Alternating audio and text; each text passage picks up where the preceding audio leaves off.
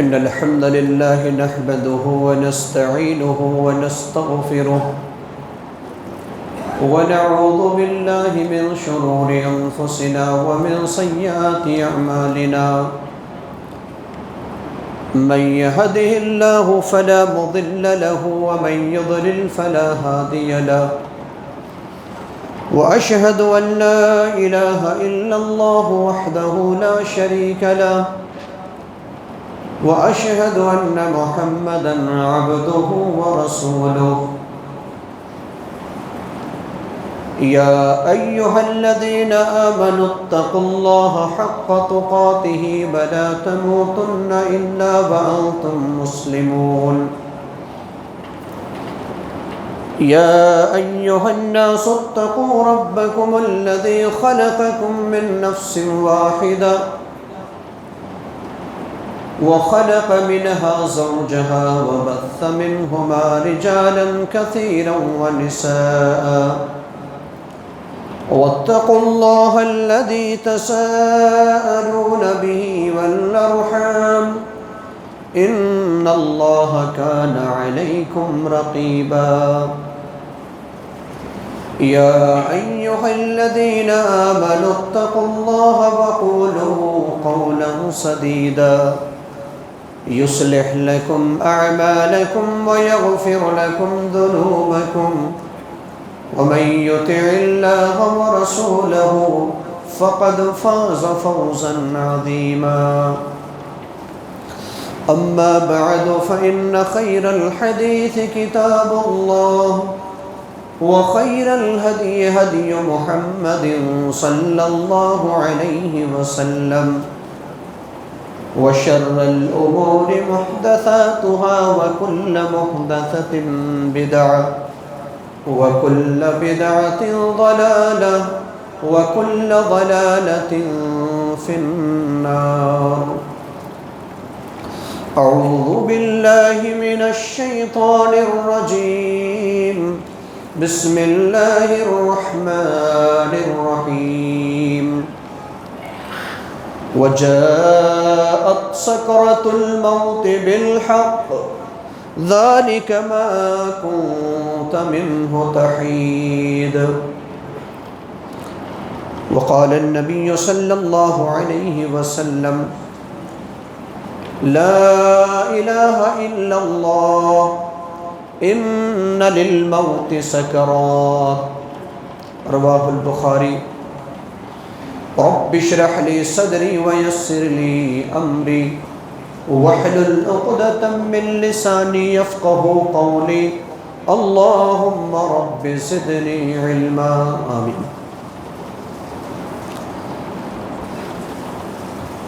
معزز حاضرین جمعہ، بزرگ و عزیز ساتھیوں، پردہ نشین خواتین اسلامی ماں اور بہنوں،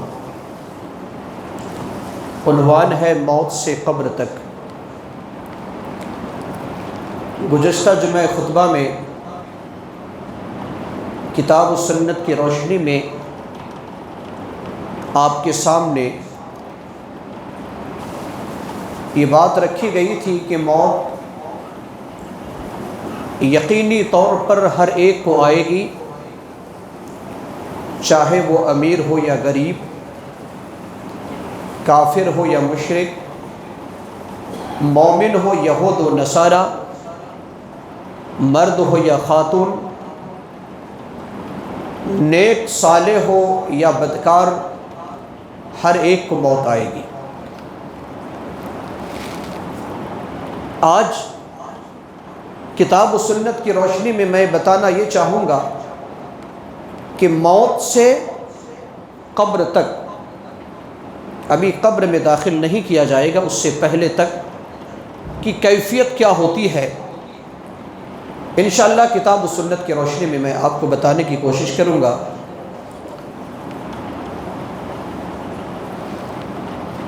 اس کے دو حالت، ایک تو کس طریقے سے انسان کی روح نکالی جاتی ہے اور اس کا ثبوت قرآن اور حدیث کے اندر کیا ہے، اور دوسری کیفیت جب میت کو یا لاش کو چارپائی پر سلا کر لٹا کر قبرستان کی طرف لے جایا جاتا ہے تو اس وقت کی کیفیت کیا ہے؟ یہ دو حالت کو یاد رکھیں، پھر اس عنوان کو سمجھنے میں آپ کو آسانی ہوگی۔ اس سے پہلے اس بات کو اچھی طرح سے جان لیں کہ موت کے وقت ہر انسان کو سختی ہوتی ہے، جسے ہم سکرات کہتے ہیں۔ قرآن کے اندر سکرات اور غمرات یہ دونوں لفظ استعمال ہوا ہے۔ اللہ تبارک و تعالیٰ نے سورہ قاف کی آیت نمبر 19 میں ارشاد فرمایا وَجَاءَتْ سَكْرَةُ الْمَوْتِ بِالْحَقِّ، موت کی سختی حق کو لائی ہے، مَا كُنْتَ مِنْهُ تَحِيدُ، جس سے تم بدک رہے تھے، بھاگ رہے تھے، وہ موت کی سختی تمہارے پاس آ چکی ہے۔ تو موت سے پہلے انسان کو سختی ہوتی ہے۔ سورہ انعام آیت نمبر 93 میں اللہ رب العالمین نے فرمایا وَلَوْ تَرَىٰ إِذِ الظَّالِمُونَ فِي غَمْرَاتِ الْمَوْتِ، جب کہ آپ ظالموں کو موت کی سختی کے حالت میں دیکھ لیں، تو یہاں پر غمرات کا لفظ استعمال ہوا۔ تو سکرات اور غمرات کا مطلب ہے سختی، اور ایک ایسی کیفیت ہے جس کیفیت کو ام المومنین سیدہ عائشہ صدیقہ رضی اللہ عنہا بھی بیان کرتی ہیں۔ سیدہ عائشہ رضی اللہ عنہا فرماتی ہیں، صحیح بخاری حدیث نمبر 4449،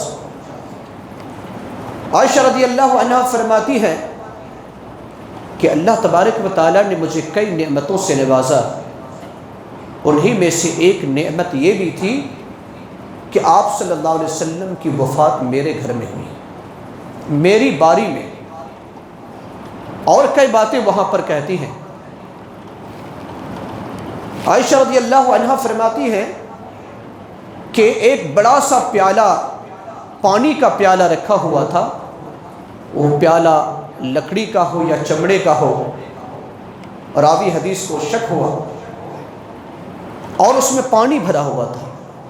آپ سختی محسوس کر رہے ہیں، اپنے دست مبارک، اپنے ہاتھ مبارک کو اس پیالے میں رکھتے ہیں پانی میں، اور پانی سے اس ہاتھ کو اٹھاتے ہیں، اپنے چہرے میں پھیرتے ہیں اور کہتے ہیں لا الہ الا اللہ ان للموت سکرات، لا الہ الا اللہ ان للموت سکرات، اللہ کے سوا کوئی سچا معبود نہیں، یقیناً موت کے وقت سختی ہوتی ہے۔ یہ کون محسوس کر رہے ہیں؟ امام کائنات جناب محمد الرسول اللہ صلی اللہ علیہ وسلم۔ آپ کو یہ سختی محسوس ہو رہی ہے۔ آپ صلی اللہ علیہ وسلم اسی جملہ کو کہنے کے بعد اپنے ہاتھ کو آسمان کی طرف پھیلاتے ہیں، پھر رفیق الاعلیٰ اس جملہ کو استعمال کرتے ہیں، اور اسی وقت آپ صلی اللہ علیہ وسلم کی روح عنصری سے پرواز کر جاتی ہے، روح نکل جاتی ہے، اور آپ کے ہاتھ ڈھیلے پڑ جاتے ہیں، اور آپ صلی اللہ علیہ وسلم اس دنیا سے رخصت ہو جاتے ہیں۔ اس حدیث سے کیا پتہ چلتا ہے کہ موت سے پہلے سختی ہوتی ہے، اور یہ ایک آزمائش کا وقت بھی ہوتا ہے۔ اللہ رب العالمین سے دعا کریں کہ اللہ تبارک و تعالیٰ ایسے آزمائش اور زندگی کے آخری لمحے میں ہمیں کامیابی عطا فرمائے۔ اللہ کے رسول صلی اللہ علیہ وسلم کے بارے میں سید عائشہ رضی اللہ عنہا فرماتی ہیں، صحیح بخاری حدیث نمبر 4446، کہتی ہیں کہ مات النبی صلی اللہ علیہ وسلم وَإِنَّهُ لَبَيْنَ حَاقِنَتِي وَضَاقِنَتِي فَلَا أَكْرَهُ شِدَّةَ الْمَوْتِ لِأَحَدٍ أَبَدًا بعد النبی صلی اللہ علیہ وسلم۔ نبی صلی اللہ علیہ وسلم کی وفات ہوئی تو آپ صلی اللہ علیہ وسلم کہاں تھے؟ عائشہ رضی اللہ عنہ فرماتی ہیں کہ لبین حاقنتی و ذاقنتی، حاقنہ کہا جاتا ہے پھوڑی کو، اور ذاقنہ کہا جاتا ہے اس ہنسلی کو۔ کہا کہ اسی درمیان میں یعنی سینے کے پاس امام کائنات علیہ السلام کا سر مبارک تھا، اور میں نے آپ پر جو سکرات طاری تھی، شدت جو آپ تکلیف محسوس کر رہے تھے، اس محسوس کو میں نے دیکھا، اور آپ کے بعد کسی کو بھی میں سکرات کے عالم میں دیکھتی تو میں کبھی بھی ناپسند نہ کرتی تھی، کیونکہ جب نبی صلی اللہ علیہ وسلم کو یہ تکلیف ہوئی ہے تو اوروں کو کیوں نہ تکلیف ہو۔ تو جب موت ہوتی ہے، موت سے پہلے کا جو وقت ہوتا ہے، جو مرحلہ ہوتا ہے، وہ سختی کا مرحلہ ہوتا ہے۔ آئیے ہم دیکھتے ہیں کہ کیا ایک نیک آدمی کی روح اور برے آدمی کی روح دونوں ایک جیسے نکالے جاتے ہیں؟ جب ہمارے جسم سے روح نکلتی ہے، جس کے الگ ہونے سے انسان کی موت ہو جاتی ہے، اسے ہم عبداللہ یا عبد الرحمن کے نام سے نہیں پکارتے، ہم لاش کہتے ہیں یا میت کہتے ہیں۔ تو کیا ایک جیسے دونوں کی روح نکالی جاتی ہے؟ قرآن ہمیں اس کے بارے میں کیا کہتا ہے؟ حدیث رسول میں اس کا کیا ثبوت ہے؟ آئے دیکھتے ہیں۔ اللہ تبارک و تعالیٰ نے سورہ جاثیات کی آیت نمبر 21 میں ارشاد فرمایا، ام حسب الذین اجترحوا السیئات ان نجعلہم کالذین آمنوا وعملوا الصالحات سواء محیاہم ومماتہم ساء ما یحکمون۔ کیا جو لوگ برائی کو انجام دیتے ہیں وہ یہ گمان کر بیٹھے ہیں کہ ہم ان لوگوں کی طرح کر دیں گے جو ایمان لائے اور نیک عمل کیے؟ کیا ان کی زندگی اور ان کی موت ایک جیسی ہوگی؟ اللہ رب العالمین نے فرمایا، اگر ایسا تم تصور کرتے ہو تو یہ بہت گھٹیا سوچ ہے اور یہ بہت ہی برا فیصلہ ہے۔ اب آئیے ہم دیکھتے ہیں، اس آیت سے ہمیں پتہ چلتا ہے کہ موت کے وقت بھی فرق ہوتا ہے ایک نیک آدمی کی روح نکالنے میں اور برے آدمی کی روح نکالنے میں۔ اب نیک آدمی کی روح کیسے نکالی جاتی ہے؟ قرآن مقدس کی کئی آیتوں میں صرف دلیل کے طور پر دو چار آیتیں آپ کے سامنے پیش کروں گا، لیکن صرف اتنی ہی آیتیں نہیں ہیں، بلکہ مختلف انداز میں اللہ تبارک و تعالیٰ نے قرآن مقدس کے اندر اس کو بیان کیا ہے۔ سورہ نحل آیت نمبر 32 اللہ تبارک و تعالیٰ کا ارشاد ہے، الذین تتوفاہم الملائکۃ طیبین یقولون سلام علیکم ادخلوا الجنۃ بما کنتم تعملون۔ وہ لوگ جو اچھے ہیں، طیبین ہیں، جب ان کے پاس فرشتے روح نکالنے کے لیے آتے ہیں، یقولون تو فرشتے کہتے ہیں سلام علیکم، تم پر سلامتی ہو، گویا کہ خوش آمدید کہتے ہیں، اور کہتے ہیں ادخلوا الجنۃ بما کنتم تعملون، اس جنت میں داخل ہو جاؤ جس جنت کے بارے میں تم عمل کرتے تھے۔ اللہ تبارک و تعالیٰ نے اس آیت مبارکہ میں یہ کہا کہ جو ملک الموت ہے، جب اچھے لوگوں کی، طیبین کی روح نکالنے کے لیے آتے ہیں تو اسے پہلے سلام کرتے ہیں۔ اور سورۃ الفجر آیت نمبر 27، 28، 29 اور 30 میں اللہ رب العالمین نے ذکر کیا، یا ایتھا النفس المطمئنہ ارجعی الی ربک راضیۃ مرضیہ فادخلی فی عبادی وادخلی جنتی۔ اللہ تبارک و تعالیٰ نے یہاں پر بھی کہا کہ اے اطمینان والی روح، یا ایتھا النفس المطمئنہ ارجعی، لوٹ چلو، الی ربک، اپنے پروردگار کی طرف، یہ روح جہاں سے آئی ہے ادھر لوٹ چلو، الی ربک راضیۃ مرضیہ، تو بھی اس پر راضی اور رب بھی تجھ سے راضی، فادخلی فی عبادی، میرے بندوں میں داخل ہو جاؤ، وادخلی جنتی، اور میری جنت میں داخل ہو جاؤ۔ تو یہاں پر بھی جنت کی خوشخبری سنائی جاتی ہے فرشتوں کے ذریعے سے۔ اور اس کے علاوہ سورہ فصلت کے اندر ہے، اور کئی صورتوں میں اللہ تبارک و تعالیٰ نے اچھے لوگوں کی روح کا ذکر کرتے ہوئے کہا۔ اس سے یہی پتہ چلتا ہے کہ جو اچھے لوگ ہوتے ہیں اس کی روح نکالی جاتی ہے، آسانی کے ساتھ اس کا استقبال کیا جاتا ہے اور اسے خوش آمدید کہا جاتا ہے۔ قرآن کی آیت ہے، حدیث کے اندر کیا ہے میں بعد میں آپ کو بتاؤں گا۔ برے لوگوں کے بارے میں اللہ تبارک و تعالیٰ نے قرآن مقدس کی کئی آیتوں میں ذکر کیا ہے کہ ان کی روح کیسے نکالی جاتی ہے۔ سورہ نحل آیت نمبر 28 اور 29 میں اللہ تبارک و تعالیٰ نے فرمایا الذین تتوفاہم الملائکۃ ظالمی انفسہم فألقوا السلم ما كنا نعمل من سوء بلا ان اللہ علیم بما کنتم تعملون۔ جب ظالم لوگوں کی روح نکالنے کے لیے فرشتے آتے ہیں، قبض کرنے کے لیے آتے ہیں، فألقوا السلم، تو یہ لوگ جھک جاتے ہیں۔ آدمی جس کی روح نکالنے کے لیے آتے ہیں، یہ لوگ جو ہے، یہ آدمی اس فرشتے کی طرف جھک جاتے ہیں اور کیا کہتے ہیں؟ ما کننا نعمل من سوء، جھوٹ بولتے ہیں، ما کننا نعمل من سوء، ہم کبھی برا عمل نہیں کرتے تھے، ہے برا آدمی، ہے جہنمی، لیکن روح نکالنے کے وقت بھی یہ آدمی جھک کر کے کہتا ہے کہ ہم برا کام نہیں کرتے تھے۔ اللہ کی طرف سے جواب آئے گا بلا، کیوں نہیں، ان اللہ علیم بما کنتم تعملون، اللہ تو جاننے والا ہے جو تم عمل کرتے تھے۔ اس کے بعد پھر انہیں جہنم کی خوشخبری سنائی جائے گی، جہنم کی خوشخبری سنائی جائے گی آیت نمبر 29 میں۔ اور اسی طریقے سے سورہ انفال آیت نمبر 50 اور 51 میں اللہ تبارک و تعالیٰ کا ارشاد ہے فَكَيْفَ إِذَا تَوَفَّتْهُمُ الْمَلَائِكَةُ يَضْرِبُونَ وُجُوهَهُمْ وَأَدْبَارَهُمْ۔ اللہ تبارک و تعالیٰ نے کہا کہ اس وقت ان لوگوں کی کیا حالت ہوگی جب فرشتے روح نکالنے کے لیے آئیں گے تو ایسی صورت میں ان کے چہرے اور ان کے سرین میں ماریں گے، پیچھے طرف بھی ماریں گے، چہرے میں بھی ماریں گے اور پیچھے طرف بھی ماریں گے۔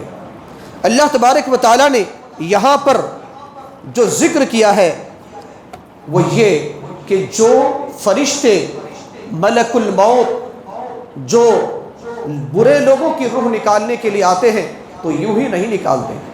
اس آیت کی تفسیر میں مفسرین اکرام لکھتے ہیں کہ جب فرشتے روح نکالنے کے لیے آتے ہیں تو وہ روح جسم کے الگ الگ حصے میں بھاگنے لگتی ہے، الگ الگ حصے میں وہ روح بھاگنے لگتی ہے، جس کی وجہ سے فرشتے غصے میں آتے ہیں اور آ کر اس کے چہرے میں مارتے ہیں، جس کو اللہ نے یہاں کہا یضربون، مارتے ہیں کہاں؟ ان کے چہروں پر اور ان کے سرین میں پیچھے طرف بھی مارتے ہیں، اور اس طریقے سے اس کی روح کو نکالی جاتی ہے۔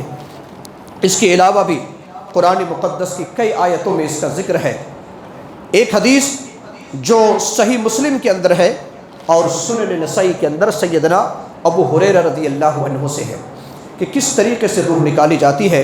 صحیح مسلم 2872 اور نسائی 1834 نمبر کی حدیث، اور دونوں حدیث کے راوی سیدنا ابو ہریرہ رضی اللہ تعالی عنہ ہے۔ ابو ہریرہ رضی اللہ عنہ فرماتے ہیں کہ اللہ کے رسول صلی اللہ علیہ وسلم نے ارشاد فرمایا کہ جب ملک الموت اچھے لوگوں کی روح نکالنے کے لیے آتے ہیں، مسلم کے اندر ہے کہ 2 فرشتے آتے ہیں اور نسائی کے اندر ہے کہ 2 سے زائد فرشتے آتے ہیں۔ ایک آدمی کی روح نکالنے کے لیے ایک فرشتہ نہیں بلکہ کم سے کم 2 سے زائد فرشتے آتے ہیں۔ دونوں فرشتے اچھے لوگوں کی روح نکالنے کے لیے یا 2 سے زائد فرشتے آتے ہیں روح نکالنے کے لیے۔ جو اچھے لوگ ہوتے ہیں وہ آسمان سے، جنت سے ایک کپڑا لے کر کے آتے ہیں، ریشمی کپڑا جس کا رنگ سفید ہوتا ہے اور وہ خوشبودار کپڑا ہوتا ہے، اور پھر آ کر کے بڑے ہی ادب و احترام کے ساتھ اچھے آدمی کی روح کو نکالی جاتی ہے، اور جب روح وہاں سے نکلتی ہے فرشتے کہتے ہیں کہ تم نکل آؤ، اللہ کی طرف چلو، اللہ تم سے راضی ہے، تم بھی اللہ سے راضی ہو، اللہ تبارک و تعالیٰ تم سے ناراض نہیں ہے۔ اور ایسی صورتحال میں وہ روح نکلتی ہے، اور جب روح نکلتی ہے تو کستوری کی خوشبو سے بھی بہترین خوشبو نکلتی ہے اس روح سے۔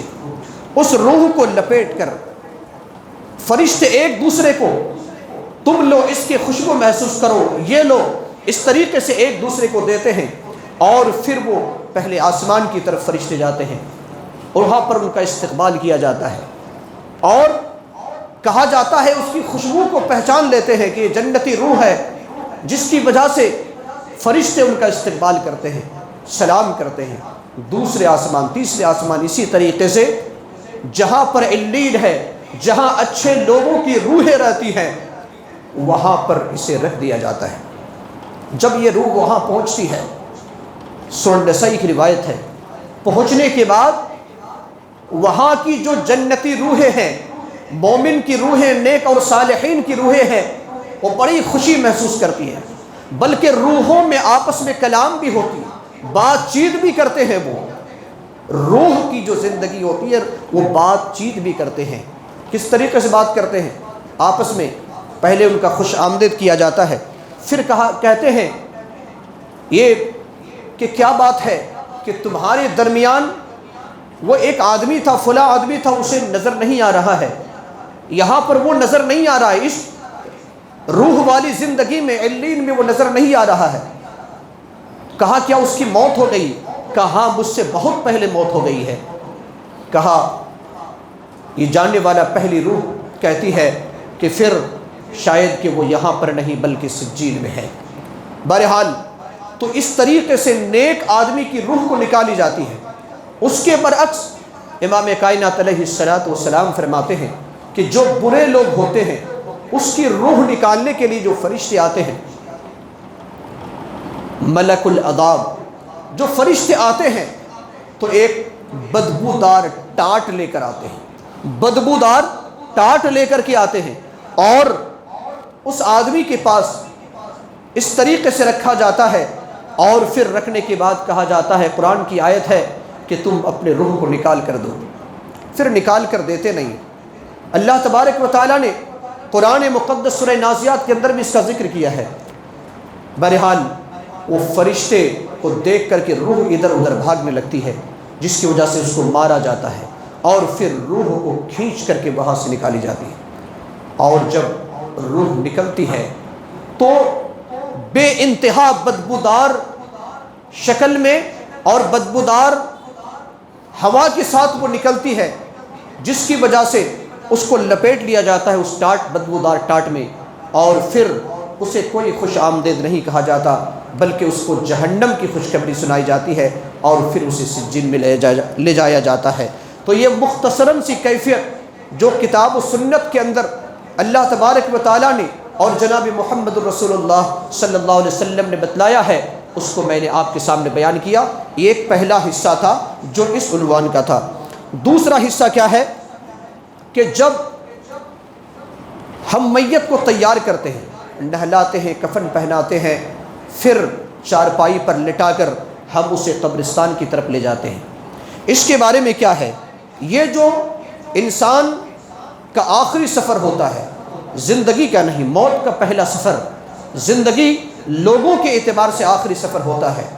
جب اس چارپائی پر لٹا کر کے اسے قبرستان کی طرف لے جایا جاتا ہے، صحیح بخاری حدیث نمبر 1380 کے اندر سیدنا ابو سعید خدری رضی اللہ عنہ فرماتے ہیں کہ اللہ کے رسول صلی اللہ علیہ وسلم نے فرمایا، اذا اضعت الجنازۃ فاحتملها الرجال على اعناقهم، جب جنازہ کو، میت کو رکھ دیا جاتا ہے اور آدمی اسے اپنے کندھے پر لے کر کے قبرستان کی طرف جاتے ہیں، فَإِن كَانَتْ صَالِحَةً، اگر میت نیک اور صالح ہوتی ہے، اگر اچھی میت ہوتی ہے، قالت، تو کہتی ہے، قدمونی قدمونی، مجھے جلدی لے چلو، مجھے جلدی لے چلو۔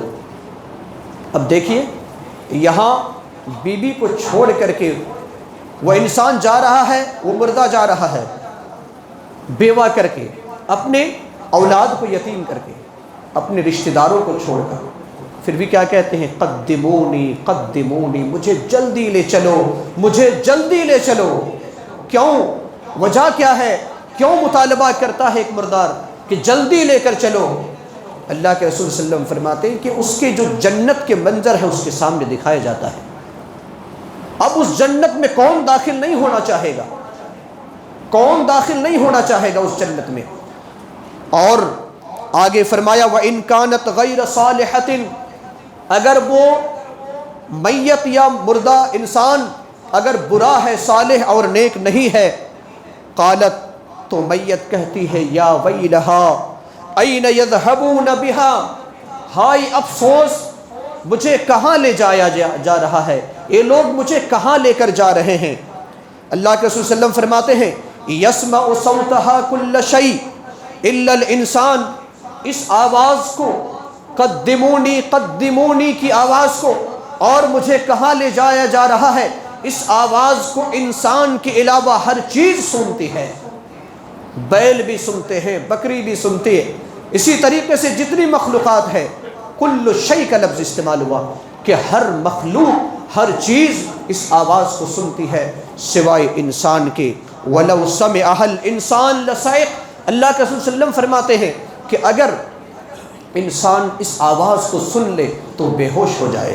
اللہ تبارک و تعالی بندہ کو اس آواز کو نہیں سناتا ہے، ٹھیک اسی طریقے سے جس طریقے سے عذاب قبر کو نہیں سناتا ہے، نہیں دکھاتا ہے، اسی طریقے سے میت جب چار پائی پر ہم کاندھے پر لے کر جاتے ہیں اس وقت یہ دو جملہ اچھا اگر ہے تو کہتا ہے قدمونی قدمونی، اور برا ہے تو کہتا ہے یا ویلہا این یذہبون بہا۔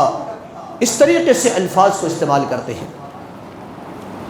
لہٰذا ہمیں نیک اور صالح بننے کی ضرورت ہے تاکہ جب ہماری زندگی یا آخرت کا پہلا سفر ہو، جب ہم خود نہ جا سکیں، جب کاندھے پر چڑھ کر جائیں تو ہماری زبان سے قدمونی قدمونی کا جملہ ہو۔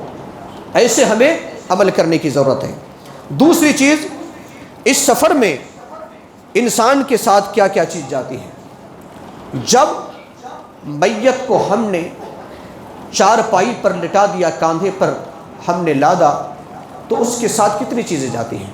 آئیے اس کے لیے صحیح بخاری حدیث نمبر 6514، سیدنا انس بن مالک رضی اللہ عنہ اس حدیث کے راوی ہیں، فرماتے ہیں کہ یتبع المیت ثلاثہ، میت کے پیچھے تین چیزیں جاتی ہیں۔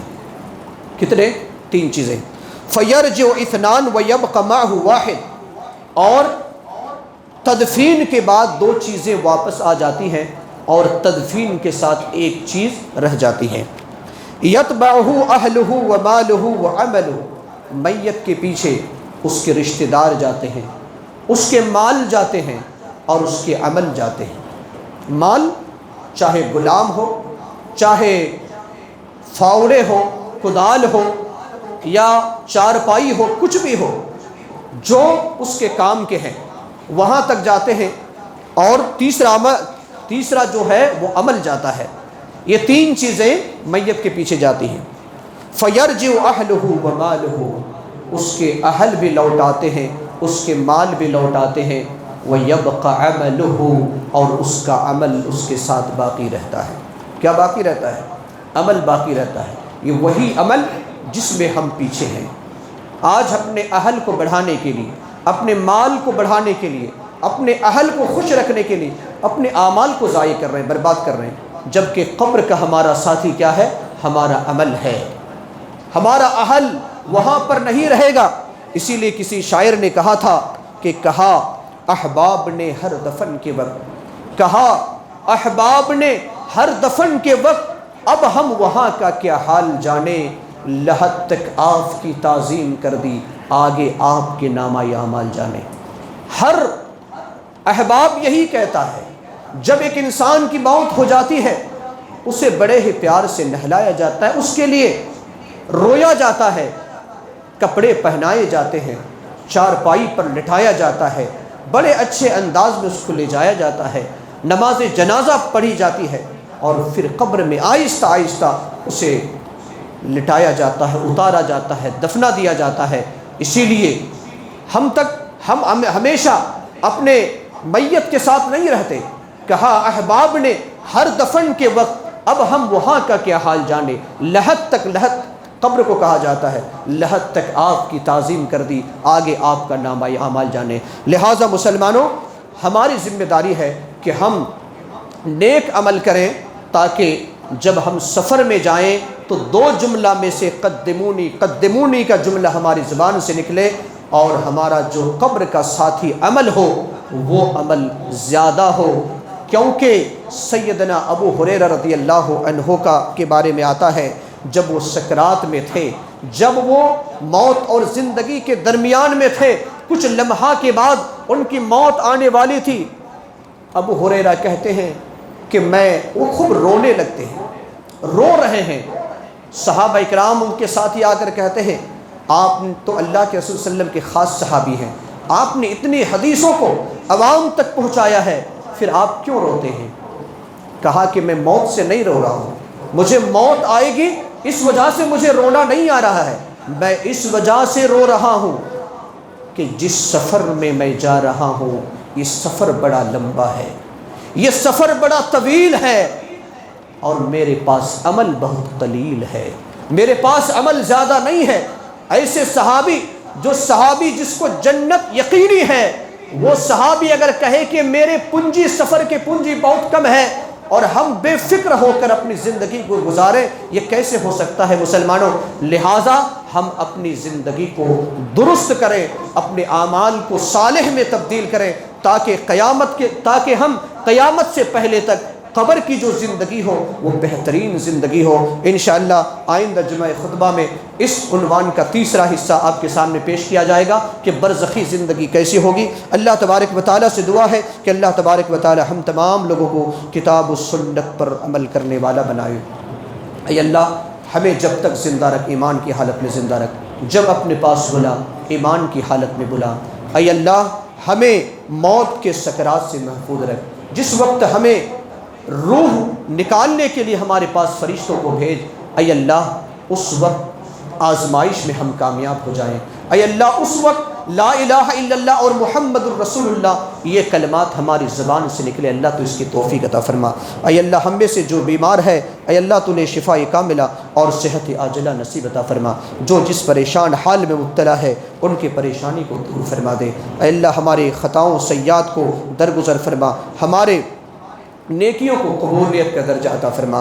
اے اللہ ہمارے مرحومین اور مرحومات کی قبر کو نور سے منور فرما دے، انہیں جنت الفردوس میں اعلیٰ مقام نصیب عطا فرما۔ بارک اللہ لنا ولکم فی القرآن العظیم ونفعنا وإیاکم بالآیات والذکر الحکیم۔